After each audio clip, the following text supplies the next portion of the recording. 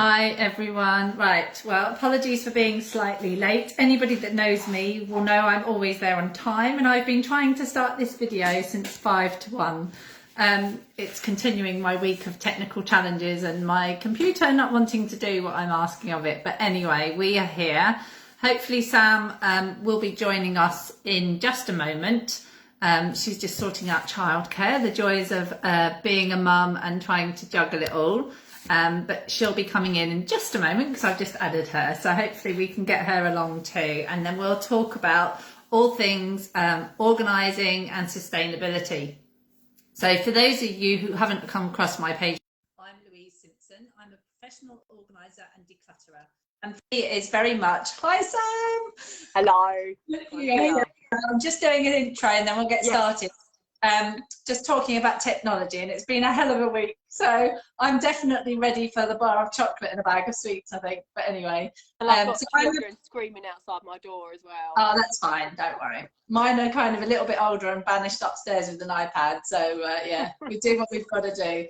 I'm a professional organiser and declutterer, so very much for me is about helping people reclaim their home and their space in a way that works for them. And just like sustainability, I think the big message here is that it's not about being this perfect person that never uses plastic bags, never buys anything that isn't organic or homegrown or handmade.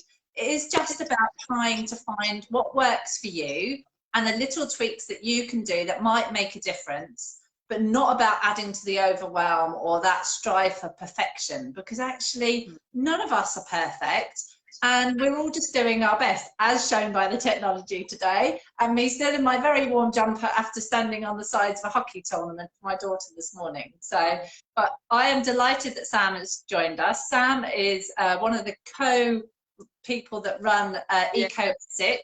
I'll let you introduce yourself, Sam, but we've done a live before and we promise not to go on for quite so long, because once we get talking we kind of get a bit excited and then people start asking questions and we go on. We'll try and keep it shorter. So I'm Sam, co-founder of Eco6, and I struggle to define what my role is, but I basically want to support people on their eco journey, basically individuals, businesses, schools, anybody, and I think the best way to say who I am, it's like I'm an eco mentor is what I've started calling myself. So yeah, that's me, and I'm here today to talk about sustainability within the home, because it's a process that I'm learning about as well, with Louise's help organising and my love for sustainability. I'm trying to juggle the two together. So this week has been National Organising Week, which is a week that's run by the Association of Professional Organisers that I belong to. And, sustainability is an increasing issue. And I think with all the governments meeting as well recently, it's been a hot topic that a lot of people have been talking about. But as I sort of touched on at the start, often it is you're made to feel guilty or feel judged because you're not doing something or you need to do something more. And as Sam and I have worked together as well, it's about, just little things, and what simple things can you bring in one at a time that, just make things a little bit easier organising wise, but equally looking at the sustainability side. So, earlier in the week I shared, I always have like a bag of bags in the boot of my car, so that if I do decide to pop to the shop on the way home, I've got a reusable bag. I don't need to get a plastic one. I have one in my handbag, so I've kind of got them dotted around. But then from time to time, I still end up getting the plastic bag, but then it will get used as a boot bag for rugby or cooking bag, and it will get used until it's it's not just one use and then it's mindful, isn't it? It's just about like saying, okay, I need that plastic bag, and actually I don't need to chuck it away, I can use it. And if you use it and use it and use it until it's dead, then it's like, well, you've been more sustainable than you could have been. So it's just looking at little ways. And it is about just trying to do maybe a little bit better than we did yesterday. So even with the organising, and I'm sure Sam won't mind me sharing this, what we've done is said, well, look, can you introduce like a 10 minutes into your daily routine that is to help to get you organised. So in the same way with sustainability, that once you start to get your home or your life a little bit more organised, it kind of makes it easier to make that effort to do different things. because you're not constantly in that state of stress where you're like, oh my God, I'm just about hanging them together. And now you're asking me to do X as well. So, you know, we both very much... One of my friends, she does like regarding sustainability, rather than trying to get overwhelmed and do it all, because there is so much that we can all do that it is overwhelming, and she just does one thing a month. So like you've said to me before, Louise, like you need all that amount of time, days and days and days of practice of something before it becomes a routine, that she almost just does one thing a month. So then once that month, she only has to focus on one thing. It's not too overwhelming, and then it's become habit, and then she can move on to the next thing. Yeah, and I think it is about kind of, you know, I often talk about habit stacking. So for me, and I think I rambled about this earlier in the week, but I've got like a box in my kitchen that I just put all my recycling in. So as soon as it's been washed up, it's like I just chuck it in that box. And then when I go out of the house to pick the children up from school, which I do every day during the week, I take that box with me to the car outside to where all the main bins of recycling are and put them in the relevant bags. So it's not like I'm having to make extra time to remember to go and sort all the recycling. I kind of have a little stash in the corner. And then because I'm doing it each day, you don't need a massive amount of space. But it's like if there's anything in there, it comes with me on the way to the car. I do that, and then it's kind of stacking it onto something that I'm already doing. So that's something that we use a lot in organising. But you know, even from a sustainability, it's just about, otherwise I might be, oh, I don't want it in my kitchen, there's too much stuff, it's just a big heap, I don't have space. Whereas if you can just break it down into smaller actions that you can do and maybe add it to something that you're already doing, then you know that can just make it that little bit easier. Yeah. We've got Orla watching who's saying, I'm totally I know. related. Hi, Orla. I think it is. You know, you leave things by the front door. I'm going to see who else I can share it to, actually, and see if we can get some more people on my other eco groups as well coming in. So I'm going to do that. I'm with you, Orla. I always have things by the front door. I also have things on the stairs that are to go upstairs.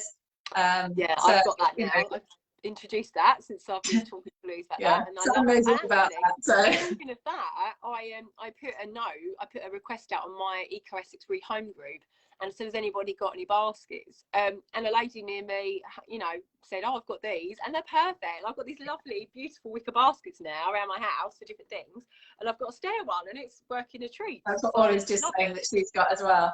And I think, you know, that's great if you've got one. Reuse something that you've got, even just but we lived in a flat for a while between house moves, so we had very little space, and I just had like a on the kitchen door back into the bedroom, just a reusable bag that I was like, right, if you go past the bag, just make sure if there's anything in the bag to take in. So you know, limited space is often, you know, can be a reason why people say, well, I can't do that because I haven't got space. Sometimes it's just thinking that little bit creatively about, well, what could you do?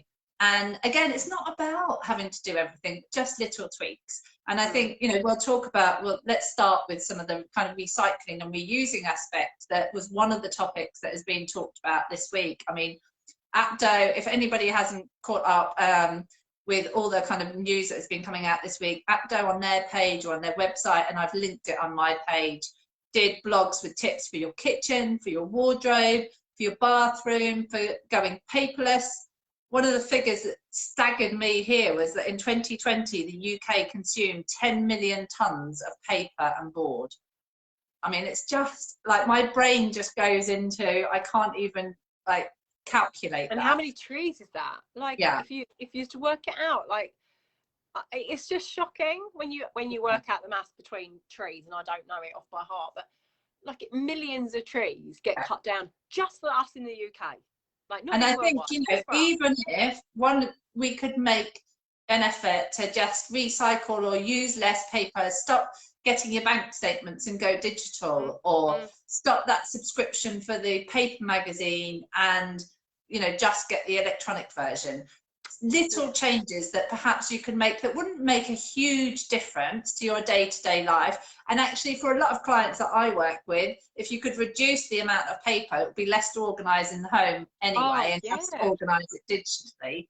And if you are small, short on space, lots of paper that you're not probably going to refer back to, as well as the environmental kind of impact. But you know, recycling is one of those topics that has come up this week. And I think, you know, as you touched on, Sam, it's not just about the, you know, recycling what we've got there. You know, you've got the reuse aspect and the repurpose. And I'll let you talk about your group, which is just amazing. And I know lots of clients and friends have used it.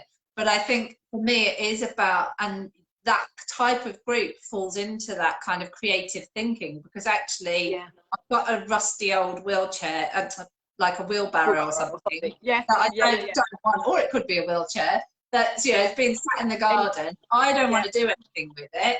And somebody will turn it into a beautiful pot planter or a, you know, climbing frame for their plants. Whereas you might be sat there thinking, well, nobody would ever want this. Like, it's just worthless. But actually, there are so many things that can be done with this, and actually to save, you know, that going to landfill. So do you want to talk a little bit about kind of Eco-Essex, Sam, and kind of the groups from a kind of reuse and repurpose perspective of kind of the intent of that group? Well, so Eco-Essex started as just a small Facebook group for like just eco tips, really. But then quite soon after that opened, I realised that there was almost like a gap for this kind of reusing random stuff. So there's Freebay groups and there's Freegal, and there's loads of groups where you can, or eBay, there's loads of stuff where you can get secondhand things, and of course there's charity shops. But it was almost like, hang on, there's a gap between, like, I don't know, my kids' clothes, for example, they might have holes in them that I'm not good at sewing, or they might have stains on them. And it's like, but that doesn't mean they need to go in the bin. It just means they're not great for like best clothes. But it was like, well, the charity shops won't take them because they're not good enough. Like, I can't sell them. Nobody wants stained clothes to buy. And I was like, well, where can this thing go? So really the group started because I felt there was a gap for getting rid of random stuff. And I think at the time I had some scrap carpet left over from my room. And again, I was like, what do I do with this scrap carpet? There must be somebody that's, I don't know, fitting out a doll's house, or needs it to line a pond with or something.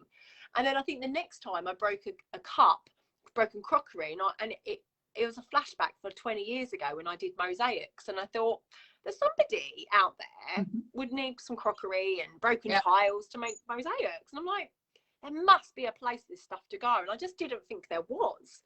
So we opened up the new group, which was our second group, Eco-Essex, Rehome, Reuse, Repurpose. So it originated to get rid of random stuff. During COVID, it rapidly increased with our members because there was nowhere for people to physically take things, like no charity shops. So it has become a group of getting rid of anything, which is fine. But ultimately, we also want it to be about getting rid of the random stuff. The rusty wheelbarrows or the whatever, broken crockery. And I think it is, you know, it's back to that, well, just ask. Don't be afraid to ask, because I think often, you know, I've worked with people who go, oh no, I couldn't, you know, let anybody have that because I'd be embarrassed. They think it's a bit rusty or a bit old, and it's like, you know, isn't that better than it going to landfill? I'll tell you one thing, and then people probably can't be any more embarrassed than this. Well, maybe you could, but I asked for second-hand knickers, kids' knickers, because I just thought, why? What are the other people doing with their kids' knickers that they've grown out with? What are they doing with them? Charity shops are not going to take it. No one's going to sell them. So I just put it out there as a bit of like, I'm going to see if this is possible. And I did. And I washed them, and they're fine. Like, it is fine. Let's just get over it and just kind of go. There's nothing wrong with some secondhand knickers. Like, I probably wouldn't do it for myself, although I have had secondhand sustainable sanitary wear I've bought. So, like, I think sometimes we've become a bit snobby. Like 50 years ago or 20 years ago. Well, that was the true reuse, wasn't it?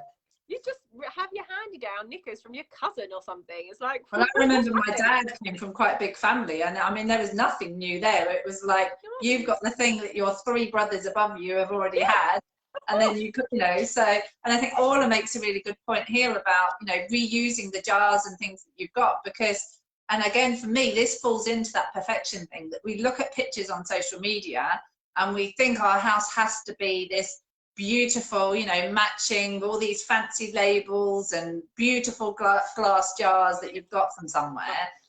But actually, and I think, you know, I said this the other day, that you know, if it's on show and on the side of your worktop, you might want to have, you know, like 3 matching jars for your tea, coffee and sugar or something like that. Yeah. But actually, if it's going in like a utility cupboard or just in your kitchen cupboard, if you've got jam jars or, you know, jars from pasta sauces or stuff like that, you can reuse them. We've used a lot of things like that, even for craft items, and then got the children to kind of decorate the actual jar so that it's kind of, you know, this is my beads jar, and then decorated with, you know, whatever they've got in the cupboard to show that that's what it's for. And I think, you know, often the reason why people fall into that is that striving to fit with, you know, what everybody else is doing or what that perfect home kind of looks like. And actually, you know, that's where I think you and I, you know, both go back to, well, look, just do what feels comfortable for you. You know, if you reuse that, and that's fine. Like if the door's shut in your cupboard, it doesn't really matter if they're the most amazing storage jars. But that could be something that could quite easily be incorporated, you know. Jars are a really common one on the group, actually. There's some really common themes of what people need to get rid of versus what people want. Jars are a really common one. Plant pots are quite common. What was the other one I was going to say? Packaging. So like people that get rid of you know, just got packaging from their post, and then there's businesses that need to post stuff out, and it's like there's a huge market here for, I need to get rid of my packaging and somebody needs packaging. And I know, like when we moved house, and we'd had some stuff that was in storage, and then we had the stuff that we'd kind of moved with us, so we had lots of cardboard boxes and you know, stuff packaging there. And you know, I just put it on my, you know, local group, and then, you know, about 15 people were like, oh yeah, we're moving house. Well, yes, please. And there's the cost aspect as well, that, you know, these, you know, not everybody can afford to buy all of these things, and actually are more than willing to, you know, do something up or have secondhand, because actually that's not within their realm normally. So, you know, I literally can't get my head around it, how like, you might move house and then you put your cupboard box outside to be recycled, and then the person opposite you is moving house and then they go and buy boxes. It's like, I can't even get my head around that. It makes no logical sense. Just I literally, as we moved in here, I knew that they were kind of like, it was part of the development, so there was a kind of block of us moving all in at the same time, and I literally went down and went, hi, I'm your new neighbour. You know, the estate agent said, like, you're getting the keys today, but you're moving in next week. Do you want any of this? You know, that was my introduction, because I was like, I will put it on the Facebook group, but I've got some that I've already unpacked here. And they're so grateful to just, you know, have that. And they were like, oh God, we hadn't even thought about that. Yeah, we're going to need some of that. So as you say, rather than me recycling it and somebody else then going out and buying it, you know, just give it another life, and then they've passed it on to somebody else, and then just keep going. We have to remember that there's a carbon footprint involved in recycling. So although recycling is an okay thing to do, it's actually not a brilliant thing to do, because there is a carbon footprint involved. You know, a truck, a huge, massive diesel truck, comes to pick it up, and then it takes it to the plant to be processed and then made into another box. Whereas actually, if that box gets reused and reused and reused until it's falling apart and can no longer be used and then recycled, it's had, you know, the lifespan of it is so much better. The general carbon footprint of that box is a lot lower. Yeah, okay. Well, I think what we'll try and do is we'll give you a couple of tips along from the themes that have been around this week. So a couple of tips from us, and then what we are going to do, and I did warn this, so anybody that doesn't like the word that begins with C, that has a man that dresses up in a red suit, maybe turn away when we start talking about it, but we'll touch on a couple of tips. I actually didn't know what you're talking about. Oh, there you go. What see? Word don't people like begin with C? And I was thinking of a swear word. I was like, oh, no. The big C, the big Christmas. My tree is always up by the end of November, but it's always down by the end of New Year's Day. So I like the build up, but then once it's done, it's done. So we'll touch on Christmas.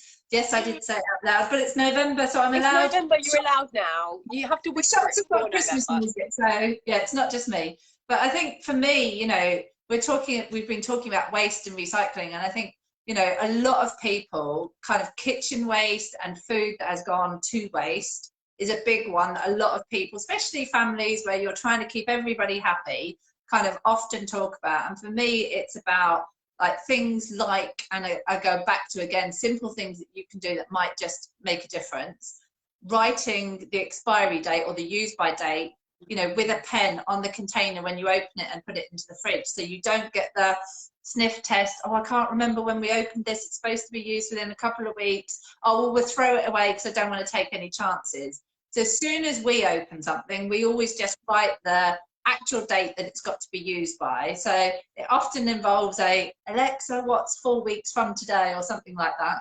As I suddenly look round and she's behind me, she'll probably start talking. But kind of, so that at a quick glance, when we're busy, we can kind of look in the fridge and go, oh, that's got to be used up in the next few days, right, let's have that today. So I think, you know, that's an example from a kitchen perspective that, you know, from my perspective, is a really simple thing that we could all just start doing, that isn't going to create too much overwhelm, but it will mean that your food won't go off, you don't end up buying more than you need, and it just makes life easier to have a quick glance and go, you know. I think from a clothes perspective, for me, I would say definitely like the secondhand aspect. So there are sites, I know some people are still, like, as you say, Sam, like really kind of, oh no, I'm not buying secondhand clothes. There are sites like Refashion UK, who actually came to our APDO conference a couple of years ago, which is another great site that supports charity.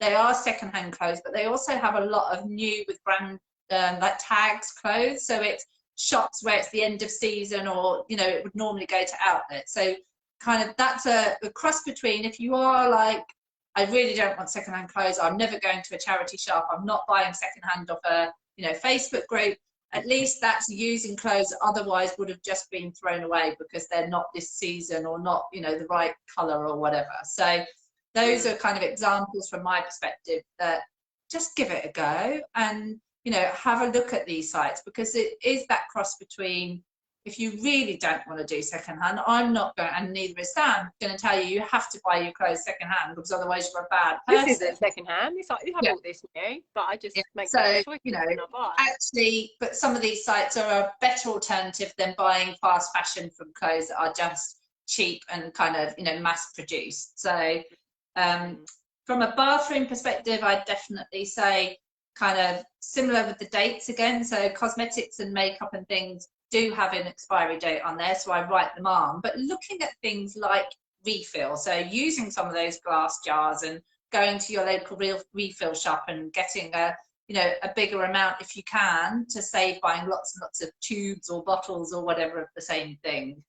And then, yeah, from a paper perspective, I think I would just say start to go digital. So for the stuff, things like bank statements, as I said earlier, and that you might need to keep because you might need it for a tax return or for whatever else, then go digital, because actually it's all there waiting for you when you do need it, but you don't have to store it. Because from an organising perspective, trying to work out where you're going to keep that paper, how you're going to organise it, where you're, you know, what you're going to do with it, as well as the environmental impact. So Sam, I think, you know, is there anything that you would just pull out a few kind of top tips that you found kind of have been an easier way for somebody to get started, maybe? So I think during the week, when we've had all the different themes of all the different topics for this week, I have been thinking of some things. So relating my passion for sustainability with now becoming an organiser. Can you hear me okay? Yeah. Okay. Yeah, so I think regarding kitchen, I did do some pictures this week, which I think you shared. So for me, like recycling, so I recycle stuff that isn't just curbside recycling, I do TerraCycling. Yeah. And the only way I can keep it organised is by having separate boxes and bags for them, because I didn't show you, Louise, because it was like the day before you came round and the cupboard was just falling apart of stuff. I couldn't open the drawer without it falling out. And that's because I didn't empty the boxes enough, and I didn't have big enough boxes. So big enough boxes, and I have different things, and they're all labelled, and now I'm trying to teach, I put them at child level so the children can help as well. So that's really good. I open the cupboard and there's like 10 different things to recycle with labels on them, and it's made it really easy. If anybody didn't see that picture, I will post them again. We can do a post with some visuals. So yeah, so that's it for that. With food waste, I mean, I am not the best at food waste. It's something I'm working on, but like Orla said in a comment here, I try and do the same thing, Orla, which is like an eat me first shelf or a box. Mm-hmm. Well, we've lost your sound, Sam. Oh, no, you're back. Oh, you've lost my. You cut out then, but back. That's fine. Carry on. Somebody was trying to ring me. Yeah, so I think if you can keep your fridge organised, it's a game changer. And when I do it, it is a game changer. When I don't do it, my fridge becomes chaotic. I have no idea what date anything is. Food gets lost in the frack of the fridge. So I think organising your fridge is really important. Yeah, and I think like normal organising, like keeping things in categories. So we always talk as organisers about, you know, keeping like with like, and apply that to your fridge and your cupboard. So have all your, you know, in your fridge, your yogurts in one section so the kids know where they are. And as you buy things, put the newer ones to the back so that the date is naturally forward. So by that kind of categorizing, that helps reduce waste as well, doesn't it? As you say, organising, just thinking kind of categories so that when you go to your cupboard, you've got all your soups or sauces or spices or whatever together. It saves time, but equally saves waste. The only other thing is, again, which, and I'm not saying this because I'm doing it perfectly, I'm saying it out loud to help other people and to remind myself, but meal planning is really good at reducing waste. And I think some people like to meal plan for a whole week, but that doesn't work for me. I have to plan one day at a time. And that's because I'm quite bad at portion control, portion like awareness. So it might be that I've cooked pasta tonight, and if I've already planned fajitas tomorrow, but I might have loads of pasta left over. So then it's like, if I don't, so I have to basically plan one day in advance. So it might be that actually I now need to do something with pasta again because I've got leftovers. So I think doing meal planning that works for you. So for me, it's on a day-to-day basis, works better, definitely. The other thing I was going to say, the main other thing really for me, that I think with the paper bit, that reducing paper, like definitely going paperless. But again, look, having learned from experience that emails can get lost as well, or they're there but you can't find them, like it's a flipping nightmare. If you organise your emails into subcategories as well, it is amazing. It really is amazing at helping keep organised. But also it's really important to delete emails as well. So there's a carbon footprint involved in every email we get and every email we send. And so if you can delete them, and also probably actually more importantly as well, is unsubscribe from the emails you don't want. And we've all got it. We've all got them, including me. I've got emails that I'm getting that I don't want. And realistically, I think it's something we need to do every couple of months and just go, right, what have I subscribed to? Or what am I getting that I didn't mean to subscribe to? And unsubscribe, because then you don't even get the emails in the first place. Then there's no carbon footprint involved of it, and it isn't another thing for you to sort. So and I think it is that thing that people think, oh, it's just an email, I'll just store it here just in case that I might need it, and not actually realizing the carbon footprint. But I think you know, the subscription thing, my email account, BT kindly locked me out of my email account for some reason last year for an entire week. I had no access to my personal emails, and but it was a really good exercise in the way. So at the time it didn't feel like a good exercise, but when I got my email account back, I was like, oh my goodness, how can I possibly have this many emails on my personal email? That's crazy. So I went through, you know, top tips, search by sender, and then when this company has emailed me 25 times in the last week. Now, I wouldn't have, if I'd have had access to my emails every day, I'd have just seen it and thought, oh God, you know, I'll delete that. Don't need that right now, or I haven't got time to read it, or I might save it just in case for later. But actually seeing that over the course of the week, the first thing I did was, right, do you know what? If you're writing to me that much, I really don't have time for this. Unsubscribe and I'll go to you if I want to. So that was a really good exercise. But just sorting, if you have got a lot of emails in your inbox, sort by sender and then start to go through and just click that unsubscribe, because most of it, I think we often fall into that habit of, well, it might have something useful one time, but actually most of the time you probably just end up deleting, because a lot of people are just living a busy life and just struggling to sort of get through the basic stuff, and then it kind of stays there. So deleting, unsubscribing, as you say, but using that opportunity to just go through and sort by sender and see what mail you're actually getting. I did it by date once as well. I did it and went back as far as I could go, and it was like 10 years. And I'm like, why do I need these emails? These emails are from, like, you know, preparing my wedding, planning my wedding. I'm like, I really, really don't need them. So delete by age as well, by date, is quite useful. But yeah, so those are probably my main tips, to be honest. Yeah, and I think, what I would say is, if you are thinking, but I don't really know where to start here, or where can I find information about recycling, or, reuse groups or whatever in my area, just ask that question. So ask on your Facebook page, because probably one of your friends will already know, or Google, or search on Facebook, as I say, like, Sam's group couldn't be better named, Eco Essex. Okay, where do I find about eco stuff in Essex?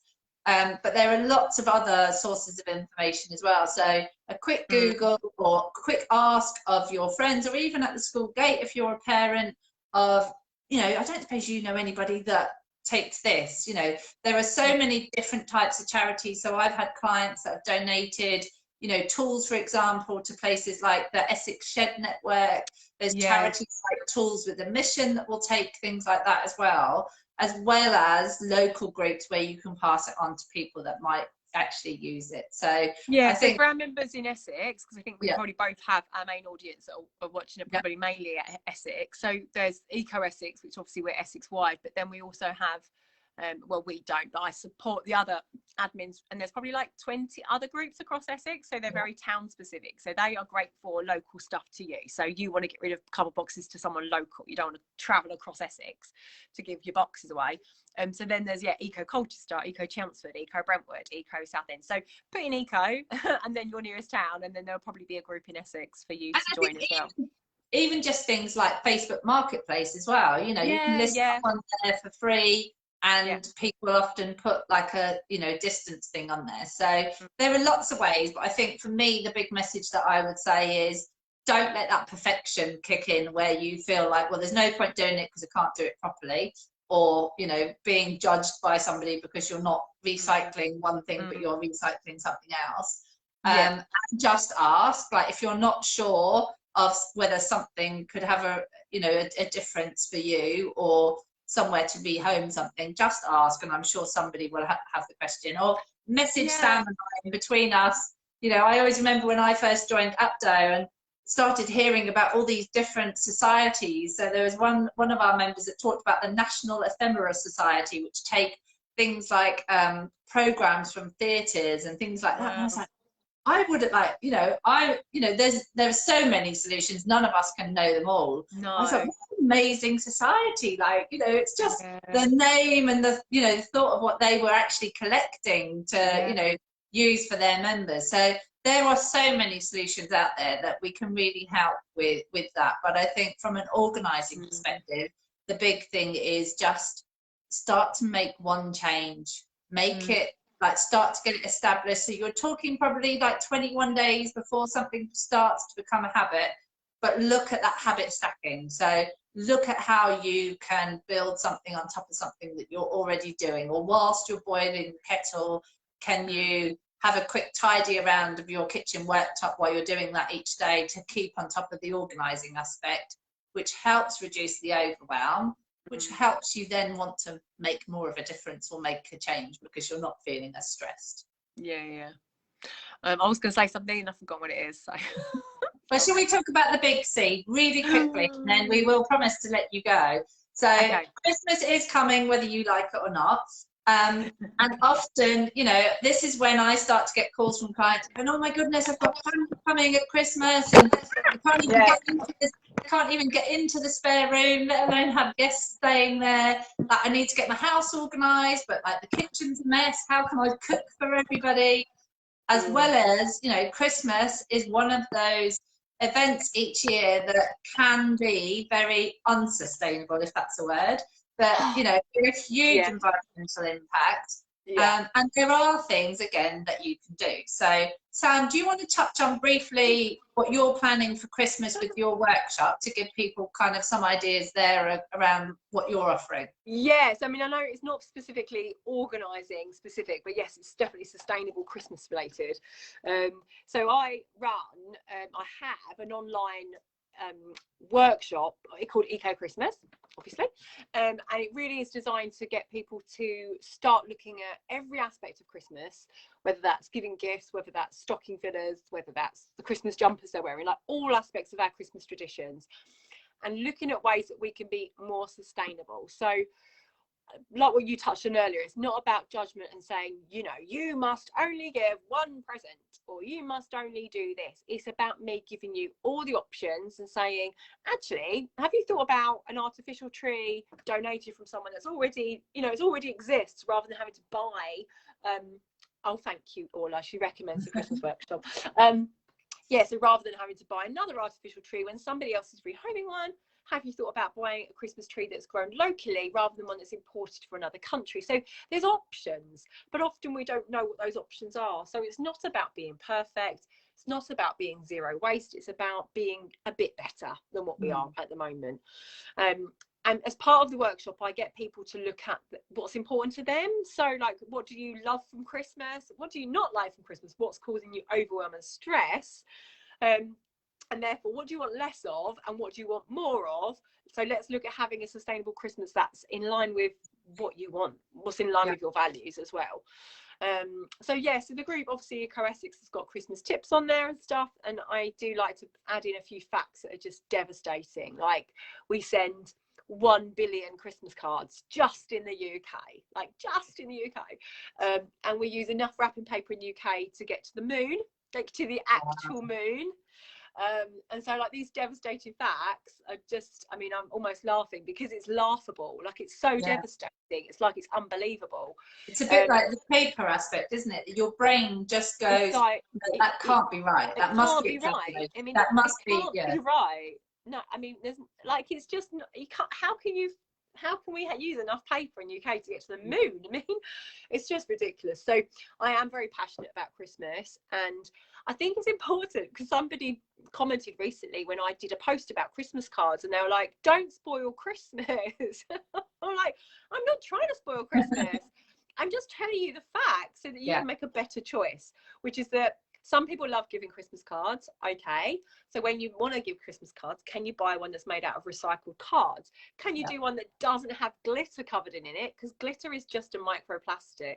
Can you buy one, I don't know, that's donating a percentage to a charity? Like, it's about finding better options, not being perfect. So I'm not trying to be a party pooper on Christmas and be a Scrooge.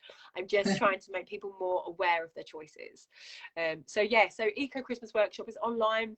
You can access it when you want, any time of day, dip in and out, do one little 10-minute lesson at a time, and it's accessible forever. So you've got it for each year. So yeah, I just hope that I can help enough people with it, to be honest. So let's put the link in the comments for this. I will. Yeah. If anybody wants to, if you add the link in there, then we can obviously direct. And it will also be on, if you go over to Sam's page, EcoEssex, obviously you'll find the details there as well. But, you know, I think, you know, please take what we're saying as it is just about the information, making decisions, and equally about what you can cope with right now. You know, there's a lot of people that are just about sort of clinging on and have a busy life trying to run, you know, businesses or, you know, work a job as well as run a family house, and we don't want to be adding to that. But I think, you know, for me, the Christmas aspect is, you know, those bits to be able to get organised, about having all your Christmas stuff together so that actually you know where to find it, so then you're not going out buying duplicates of things because you're like, well, I know I had a box of baubles somewhere, or, you know, something for the tree or a Christmas decoration that you want to put up. So then you actually go back and get it. So it might be a bit late, obviously, because everything's probably already put away, ready to come out this year. But when you're putting stuff away this year, think about, well, will I really reuse that next year, or could I donate it to somewhere because actually somebody else might be able to make use of it? Or when you unpack even this year, like often what happens is you unpack it and go, oh, I don't know why I kept that, or I'll put it back in the box. Rather than just putting it in the back, keeping it to next year and then doing the same again, why not donate that to somewhere or offer it up to somebody on one of the groups like Sam's, that somebody could actually then have Christmas decorations that maybe don't have any or can't afford to buy new. Just a tip that I learned the hard way a couple of years ago, pre-COVID times, was that when I took all my Christmas decorations down and then started to sort them out, I wanted to donate them in January to charity shops. They didn't want them. because the charity shops would then have to hold on to them for about 11 months. And they were like, we don't have the storage, we are going to put that in the bin. And I was like, no. No. And that's why I think as you're unpacking it, you know, whenever you start to get ready for Christmas this year, which will be in November for me, but you know, have a look and think, now, not in January. Am I going to use this really? If I'm putting it back in the box this year, am I really going to use it another year? And is there a better use for it rather than just throwing it away or keeping it in a box? Then also, something I did last year, I asked for advice about what to do with broken baubles. I was like, what can I do with them? I had no idea. I had no creativity. And then somebody said, get a jar. And I had a big masonry jar. And I put them in there. And it looked quite pretty. And you could even put some little lights in them. Actually made its own decoration. So look at ways you can reuse stuff as well, repurposing things. Yeah, and I think, again, you know, like in your group, I've seen a few people in there, Sam, that I openly admit I'm not that creative. You know, all of the art stuff. My brain's logical. I can help you organise your life. But, like, ask me to do a painting or create something beautiful, it's just like, my art teacher used to say, you try very hard, and I was like, that's just a way of saying I'm not very good. But you know, there will be people out there that, you know, I've seen on your groups, and people going, oh, if you've got any bits of broken glass or anything like that, because they're creating things with so it's back to that just ask again. Before you go to the bin, just ask whether there is somebody else that could make use of it. And, you know, when you are putting things away after Christmas, or when you're having a sort through, kind of clear storage if you can, and labelling it, because it's all about, like I've touched on the other aspects of the house, it's all about, so you can find it easy, you know what you've got, you're not wasting money or, you know, environmental impact on buying duplicates of things or new things when you've already got them. And, you know, when it comes to Christmas presents, you know, a lot of people that I work with, especially families, they're like, oh my goodness, the children's playroom is just bursting at the seams, and then we've got Christmas coming and there's going to be more stuff that they'll play with once or twice, and then it just, you know, it's never going to be touched again, and they need help organising that. And, you know, definitely something that we've adopted within our family, especially over the last few years. I mean, my children are 8 and 12, but as they were little, I used to get almost disheartened of, oh no, it's Christmas. That means, you know, well-meaning family and friends, you know, we all fall into that trap of donating presents, and then it's like, oh no, where the heck am I going to put all of this? Like, we always have like a clear out to the charity shop before Christmas anyway. But over the last few years, what we've started to do is go much more down the route of experiences, because those are the sorts of things that memories will stay with you forever. So, you know, for example, my son, from the age of 10, has been doing like a young driver scheme where they go and drive a proper car around a car park. Well, you know, when he was 10 years old doing something like that, he thought it was the best thing since sliced bread, whereas it could have had like a plastic toy or something like that, that, you know, would have had an immediate wow, but then never touched again. So we've definitely moved down that kind of memories over stuff. And actually, then that helps from an organising perspective, because you haven't got stuff that you've then got. I was going to say the most. Oh, go Sam. Sorry, there's a real delay. I'm still hearing you talking. Oh wow, go ahead. It's weird. Yeah, the most sustainable thing you can do in organising is not have anything to organise, right? Yeah. The less stuff that you get coming in, you know, then there's the less stuff that you have to organise or pay for storage or whatever else. And it is about having things, you know, often when I help people organise, especially kids stuff, and kids are great declutterers, you know, if you leave them to it, they'll be like, oh, well, I don't like that anymore. You're like, I never play with it. And often it's then the mum or the dad that will kick in going, oh, but great Aunt Sally bought you that. Don't you want to keep that? And the children are just like, no, done with that, like moved on, carry on. So it is about having stuff in your home that makes you feel good, and is stuff that you want to use as well, rather than just having stuff for stuff's sake, you know.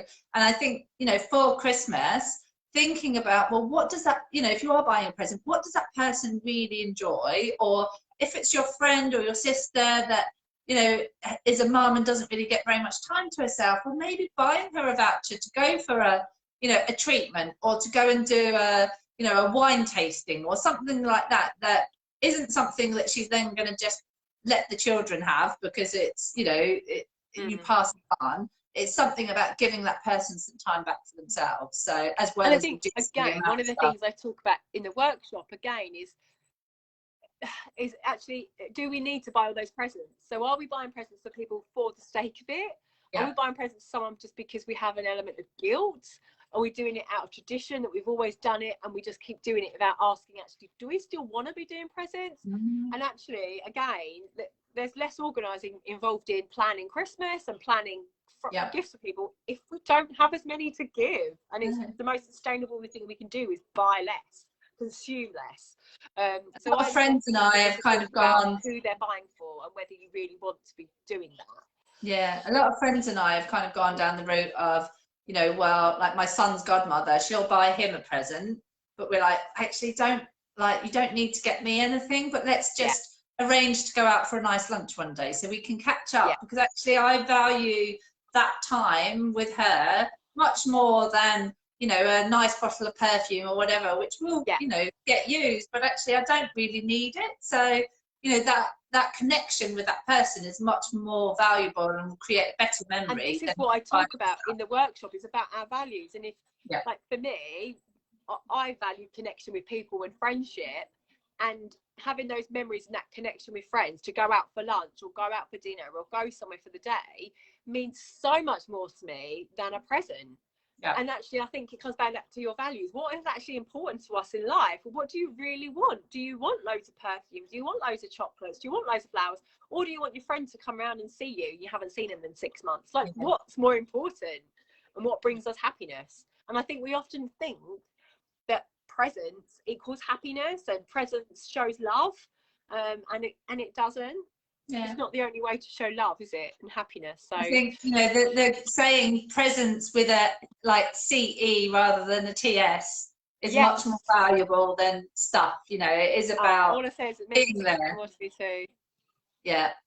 So anyway, we promised not to talk forever, and we've done pretty well actually, because it's only like, that's still 50 minutes, and normally we would just carry on for hours, and everybody's kind of, I know last time we did this there were a few people going, oh no, actually it was great because I had you on in the background whilst I was cooking dinner or something, and it was like listening to a podcast that was just kept going. So that's okay. Ola's just said to me that she's looking forward to our day out on my birthday. We're going to go out for my birthday because I've got a big birthday coming up. And yeah, exactly, me and Ola try and make the effort to chat, because we don't see each other much, and that's much more important than a present. And I don't want cards, I don't want birthday cards, I don't want Christmas cards, I just don't need any of that. That's not important to me. The connection with people is much more important. And I think, you know, that is a big thing, that even from the organising perspective, and you'll know this, Sam, that, you know, when I work with people in their homes or via Zoom, it is about, well, look, what is it that you want from your home? What's not going well now? You know, is it time management? Is it actually to do with your space, or is it a mixture of both? And how can we make the changes that make life easier for you? And I think even from the sustainability thing, it is about, as you say, well, what are your values? What are the things that you would like to do differently? And then let's find a way to start doing that, rather than you must do it this way, or you must organise your house in that particular way. I think, you know, both of us very much come from that perspective of, you know, work out what's important to you, and then we'll help you find the way that you can do that. So, set goals, work out what you want, and then we'll set goals for it. So if you want to know more, then obviously you're on my page. My website is louisesimpsoncoaching.co.uk. You'll find me across all of the socials. I do a free initial chat. So if you're sat there thinking, oh my God, like my house is chaos, or my life is just constantly one juggling act and I feel like I'm just holding on by my fingernails, get in touch and let's just have a chat. Because if you haven't worked it out by now, we like to talk. So I do a free initial chat where we can just talk about what challenges you've got. And sometimes for some people that's enough. For others, I totally recommend it, because I'm employing Louise at the moment to help me, and it's like a life skill. And this is what I say to people, like, it's in order to make the changes we need in life, we have to sometimes invest in things that aren't things, right? We're not investing in something, I'm investing in your service, and it is helping me. And I think it's actually going to be a life-changing service for me to change my life. And that's what I say about sustainability. And sorry, I've jumped in on you there, but like No, also you're we fine, need to invest in that. Like I'm here as an eco mentor to help people, like, and we don't know it all because there's so much to know, but we need to sometimes seek that support that we need. So I would definitely recommend Louise because she's helping me out. Oh, thank you. But yeah, and it is about, you know, that having somebody alongside you. So it's that kind of buddy, the accountability, and that support, because you know, a lot of people are living away from family. They don't have necessarily the support network that they need around them. And actually having somebody, whether it's Sam from an eco perspective or me from an organising, that you can work with and go, okay, like I just need, but I can open up and talk about what's going on, and like, actually, well, how does that work? Like, how can I recycle this, but this doesn't work? Or, you know, so it is much more about support, and we're both willing to answer any questions if you want to kind of drop a comment or DM us directly, have that conversation. Obviously, from Sam's perspective, there is the Christmas workshop. There's always stuff going on with Sam, so you've always got. I'm always here. There's loads of mentoring and support. Yeah, definitely. Yeah, there's loads of free tips on both of our pages, so we're always sharing, trying to give you tips and ideas of just things to think about. And a lot of it, you know, from a sustainability and organising, I think, is about that mindset of, you know, stop beating yourself up and starting listening to kind of that little voice that is going, well, you know, your house is too messy, or, you know, you're not a good mum because your house isn't perfectly organised. It's rubbish, quite frankly. You know, we're all doing the best that we can with the circumstances that we're in. And actually, it's perfectly okay to go, do you know what, I need a bit of help. In the same way that you would, if you wanted to get fit, you might employ a personal trainer, that most people go to a hairdresser because they don't want to cut their hair themselves. So get the support from the mentors and coaches that can help you. And, you know, that can make a massive difference. And, you know, often people will go, well, I can't afford to do that workshop, or I can't afford to hire an organiser. But actually, for me, into your whole future. That's how I look at it. Yeah, it is about that kind of, actually, well, what difference will this make? If it will mean that you can get through the day without feeling like you just can't face another day, or that you can, you know, I often talk about helping people, you know, where they can put the key in the door and walk into their house and go, oh, I'm home, like with relief and that feeling of safety and comfort. Whereas a lot of people that I work with, obviously, that are feeling like their house has got out of control, they often sit on the driveway for 10 minutes because they don't want to go into the house, because they're like, I know what's waiting for me. And I think sometimes with the whole, you know, trying to change things, sustainability, that can fall in as well. You're like, well, I don't even know where to get started, and it all seems too overwhelming. We avoid it. As humans, we don't like being uncomfortable, do we? We don't like doing things that are out of that comfort zone. So it's really easy just to go, I can't do it, I just don't know where to start. And I think that's where I like to start with people. I go, well, let's work out what's important to you first. I also come from a background of therapy, so I spent my 20 years doing goal setting every day. So like you, you know, you work out what the problem is, with what people want to achieve. We set goals and we just make them realistic. I'm not going to say to people, I'm going to make you zero waste and plastic free, because I'm not. But it's about doing a little bit and starting somewhere and having that support that you need. Yeah, I think start small and repeat, isn't it? Whatever it is in life, whether organising, sustainability, wanting to get fit, whatever it is, just start somewhere, repeat, and don't be afraid to ask for help. So I'm going to round us up there, because we did promise to definitely try and finish within the hour. So we're going to get out before 2 o'clock so we don't overrun. But we'll put our details below. If anybody wants to talk further, get in touch with us. Have a look at our pages. You'll find loads of information. And I hope that we've inspired you today to just think about that one thing maybe that might make life a little bit easier or a bit more sustainable. Yeah. Okay. Bye for now. Thanks, everyone. Have a great day.